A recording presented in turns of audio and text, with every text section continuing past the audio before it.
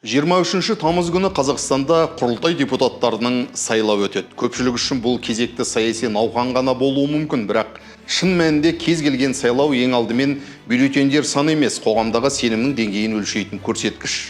Өйткені демократия сайлау өткізумен ғана өлшенбейді. Демократия азаматтың өз дауысының дұрыс саналатынына сенумен өлшенеді.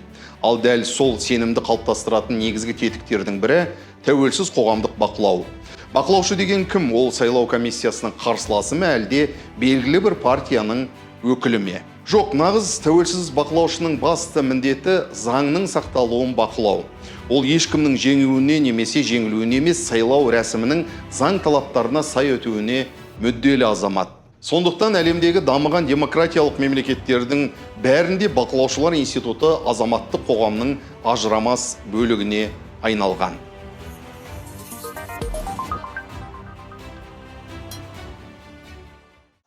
Қазақстанда да дәл осындай қоғамдық бақылау мәдениетін қалыптастыруға ұмтылып жүрген ұйымдардың бірі халық үні тәуелсіз бақылаушылар тобы.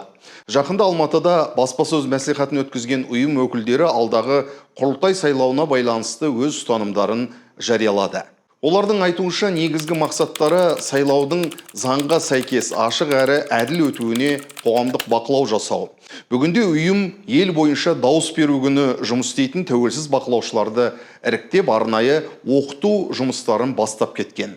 Жай ғана бірнеше семинар өткізумен шектелмейміз. Азаматтарды құқықтық тұрғыдан дайындау, заңды білетін бақылаушыларды қалыптастыру мен қоғамдық сенімді күшейтуге бағытталған жұмысты жүйелі жүргізу басты міндетіміз, дейді белсенділер. Біздің бақылаушылар сайлаудың ашық, заңды және әділ өтуіне қоғамдық бақылауды қамтамасыз ете отырып, елдің бірнеше аймақтарында жұмыс істейтін болады.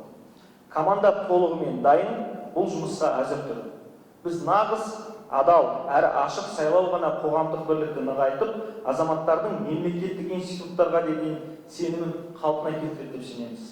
Тәуелсіз бақылаушының негізгі капиталы оның бейтараптығы. Егер бақылаушы белгілі бір партияның мүддесін қорғаса, онда ол бақылаушы емес, саяси қатысушыға айналады. Сондықтан кәсіби бақылаудың басты қағидасы заңға ғана сүйену. Қоғамда кейде бақылаушыларды белгілі бір саяси күштің өкілі ретінде қабылдайтын пікірлер оқтын-оқтын айтылып жататыны жасырын емес. Осы ретте халық үні тобының мүшелері аталған мәселеге орай өз ұстанымын былай жеткізді. Біз тәуелсіз бақылаушылар тобы болғандықтан, жоғарыда айттым, біз ешқандай саяси күштің мүддесіне қызмет етпейміз. Ешбір саяси партияға жақтас болмаймыз. Біз үшін дауыс беру процесінің әділ таза өтуі қызық. Және біз сол процестің таза өтуіне мүдделі бірден бір топпыз Қазақстанда. Халық үні лидерлерінің айтуынша бақылаушының жұмысы сайлау күні ғана басталмайды. Оған дейін жүздеген адам оқытылады, заңдар түсіндіріледі, дауыстарды санау тәртібі меңгеріледі, құқық бұзушылықтарды қалай тіркеу қажеттігі үйретіледі. Яғни бақылаушы деген кездейсоқ таңдалған адам емес, бұл дайындықтан өткен азамат. Белгілі саясаттанушы көптеген сайлауларда бақылаушы болған дос көшім осы ретте былай деді. Осы тобымыз екі мәселені тағы да қосып отырмыз. Біріншіден бақылаушылардың блокноты беріледі бәріне. Қалай бақылау керек, таңертең қалай бақылау керек сайлаудың учаскесі ашылатын уақыттарда, дауыс беру барысын қалай бақылау керек, және ең бастысы есептеу, дауыстарды есептеуде қандай бақылау керек. Онымен қоса біз қазір бәрінде де телефон бар ғой. Телефонға нұсқаулық дайындадық. Қысқасы әрбір бақылаушы телефон арқылы кез келген жаңағы өзіне қажетті деген заңдардың бәрі болады, және қалай жұмыс істеу керек телефонда да болады. Қысқасы біз жыл сайын тәжірибені молайтып, осы бағыттағы жұмыстарымызды жасап жатырмыз. Демократия деген ұғым көбіне сайлаумен байланыстырылып жатады, бірақ оның тағы бір маңызды өлшемі бар. Ол азаматтық қоғам. Белсенді азаматтар көбейген сайын мемлекеттік институттар да ашық жұмыс істеуге ұмтылады. Өйткені қоғамдық бақылау бар жерде жауапкершілік те күшейеді.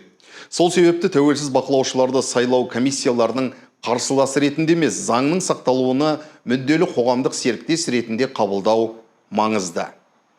Ұйым қатарына осы науқаннан бастап елімізге белгілі екі азамат қосылыпты. Олар белгілі саясаткер, журналист Ермұрат Бәпи мен саясаттанушы баспагер Бақытжан Бұқарбай.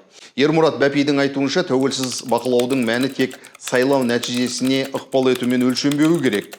Оның басты құндылығы азаматтардың саяси процеске араласуы мен қоғамда бақылау мәдениетінің қалыптасуында. Ал Бақытжан Бұқарбайдың пікірінше, сайлаудың ашық әрі заң талаптарына сай өтуі бүкіл қоғамның ортақ жауапкершілігі. Бұл үдерісте бұқаралық ақпарат құралдары мен тәуелсіз бақылаушылардың рөлі ерекше.